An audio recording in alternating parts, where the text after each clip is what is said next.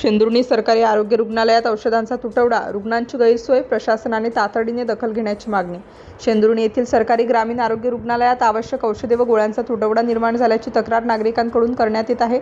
उपचारासाठी दररोज येणाऱ्या रुग्णांना डॉक्टरांकडून औषधांची चिठ्ठी देण्यात येते, मात्र त्यातील अनेक औषधे रुग्णालयाच्या औषध वितरण केंद्रात उपलब्ध नसल्याने रुग्णांना ती बाहेरील खासगी मेडिकलमधून खरेदी करावी लागत असल्याचे नागरिकांचे म्हणणे आहे. त्यामुळे गरीब शेतकरी, मजूर आणि सर्वसामान्य कुटुंबावर अतिरिक्त आर्थिक भार पडत असून आरोग्य विभागाच्या कारभाराबाबत नाराजी व्यक्त केली जात आहे. शेंदुर्णी व परिसरातील अनेक गावातील नागरिक उपचारासाठी या सरकारी रुग्णालयावर अवलंबून आहेत. कमी खर्चात किंवा मोफत उपचार मिळावेत या अपेक्षेने रुग्ण येथे येतात, मात्र तपासणीनंतरच आवश्यक औषधे उपलब्ध नसल्याचे सांगितले जात असल्याने अनेकांना खासगी औषध दुकानांचा आधार घ्यावा लागत आहे. काही रुग्णांनी आर्थिक अडचणीमुळे डॉक्टरांनी लिहून दिलेली सर्व औषधे खरेदी करणे शक्य होत नसल्याचे सांगितले. नागरिकांच्या म्हणण्यानुसार ताप, सर्दी, खोकला, रक्तदाब, मधुमेह तसेच इतर नियमित आजारांवरील काही औषधे वेळोवेळी उपलब्ध नसतात. त्यामुळे उपचारात विलंब होण्याची शक्यता निर्माण होत असून विशेषतः ज्येष्ठ नागरिक, महिला आणि दीर्घकालीन आजारांनी त्रस्त रुग्णांना अधिक अडचणींचा सामना करावा लागत आहे.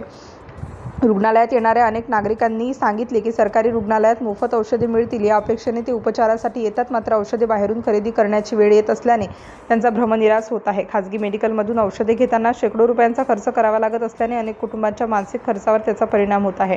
स्थानिक नागरिकांनी आरोग्य विभाग आणि जिल्हा प्रशासनाने या प्रकरणाची गांभीर्याने दखल घेऊन रुग्णालयातील औषध साठ्याची तपासणी करावी, आवश्यक औषधांचा तातडीने पुरवठा करावा आणि भविष्यात अशी परिस्थिती उद्भवू नये यासाठी कायमस्वरूपी उपाययोजना कराव्यात अशी मागणी केली आहे.